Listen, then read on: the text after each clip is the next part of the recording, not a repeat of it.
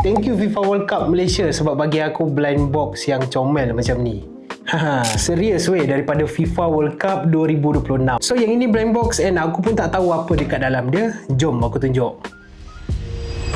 So ini dia guys, official license product daripada FIFA World Cup 2026. So jom kita buka. Bismillahirrahmanirrahim.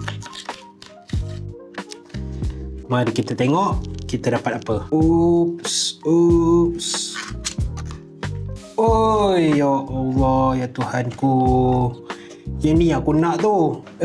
Nice doh. Tak silap aku, blind box ni dia ada 3 maskot tau. Yang ini salah satu lah yang aku dapat. Dan bukan sembarangan tau, siap ada tag lagi official license product. Aku tak sure dia punya kotak transparent ni boleh buka ke. Tapi kalau biar macam ni pun dah cantik gila dah. So bolehlah letak dekat ruang tamu ke, dekat atas meja kerja ke. Seriously memang lawa and comel gila tu. And orang ingat benda ni tak jual tau, tapi berita baik dia, FIFA dah start jual dah benda ni. Kau boleh tengok je dekat back kuning aku tu. And jangan lupa follow